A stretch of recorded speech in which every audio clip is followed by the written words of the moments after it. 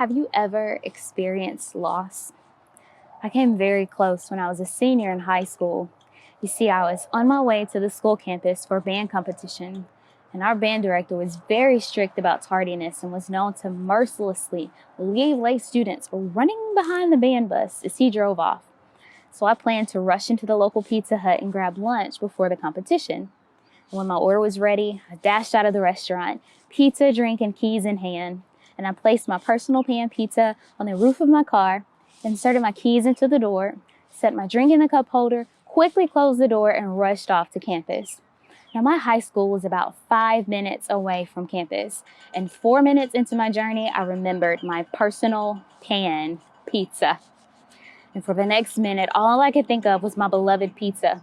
And when I finally managed to ease into the parking lot, I opened the door, held my breath, looked up to the roof of my car, and there was my pizza right where I left it.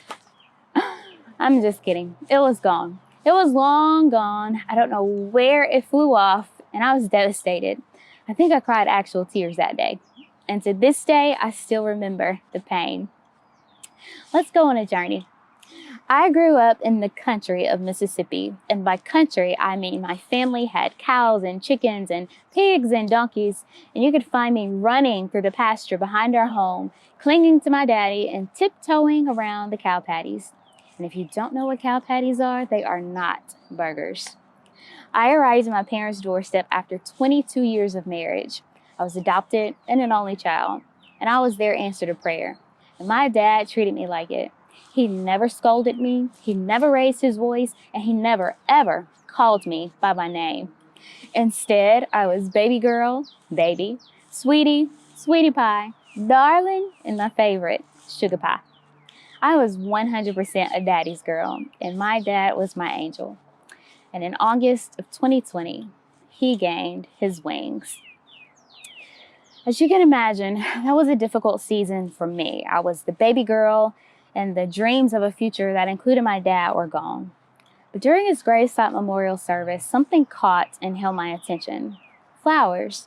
They were gifted by friends and family, and I decided to take some and keep them and create a keepsake from the day.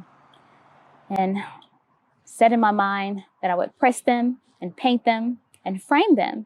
And the months that followed saw the beginning of a beautiful floral art business. I found beauty in loss. In that hard, dark season, I found something beautiful and I kept it.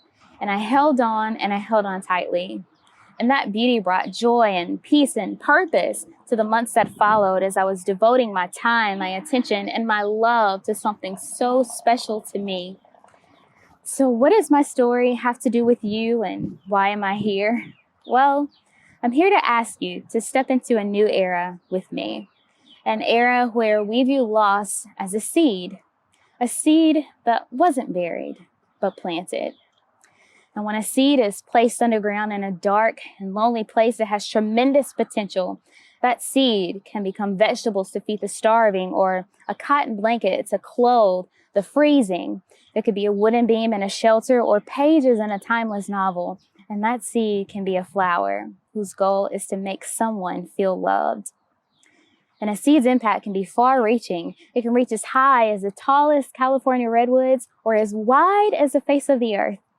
And most seeds, when they're planted, aren't simply multiplied, but their reach is exponential. Take the pomegranate, for example. One pomegranate seed can yield up to 150 pomegranates in one season, and each of those can have up to 1,000 seeds. So after maturing into a tree, that one pomegranate seed that was planted can produce up to 150,000 pomegranate trees in 3 years, and up to 150 million pomegranate trees in just 6 years. One seed. So what can your precious seed become? Can you see its potential? Take a moment and look. What can it be? What can't it be? It can be a scholarship for at-risk youth, advocacy, a mentorship program, a foundation, a best-selling story that can bring hope and healing for the masses, a thriving business, compassion for the stranger who might be dealing with his own loss, or a smile and how are you today for someone you didn't know was ready to give up. Over the past 2 years, one thing has united us all over the world: loss. According to the World Health Organization, globally to date, there have been over 6 million confirmed COVID-19 deaths alone. Can you imagine what a garden of those seeds, tended and cultivated, would look like? Close your eyes and see fields and fields of endless rows of flowers in every color you can imagine, swaying in the wind and smiling at the sun. Absolutely beautiful. And if this idea spans the globe, maybe we'll see just that. You see, the world needs our seeds to grow, and perhaps more importantly, we need our seeds to grow. Now, as I look back on my loss or my seed, I see a beautiful garden of art, of influence, and now a TEDx platform to share this idea with you. And my seed is just beginning to sprout. And I know I assured you earlier that there is beauty in loss, but in my high school pizza fiasco, there was none. Absolutely none. Not until now. I didn't see the beauty then, but I'm here sharing that story with you now. And maybe that's the one reason I've remembered it for almost 20 years, and that to me is beautiful. So as I sit here in this lovely garden, I ask you again to embrace a new era and view your precious loss as a seed that was planted. And no matter how long ago it was planted, I want you to water it and nurture it and grow it into something beautiful, something powerful, something impactful. But if you're not ready to grow your seed just yet, that's okay. One day you will be. But if I can call you to action, I'll call you to 1, Google cow patty, and 2, plant a seed. A simple flower seed. Water it and nurture it and watch it grow as a gentle reminder that when a seed is planted, a beautiful harvest awaits.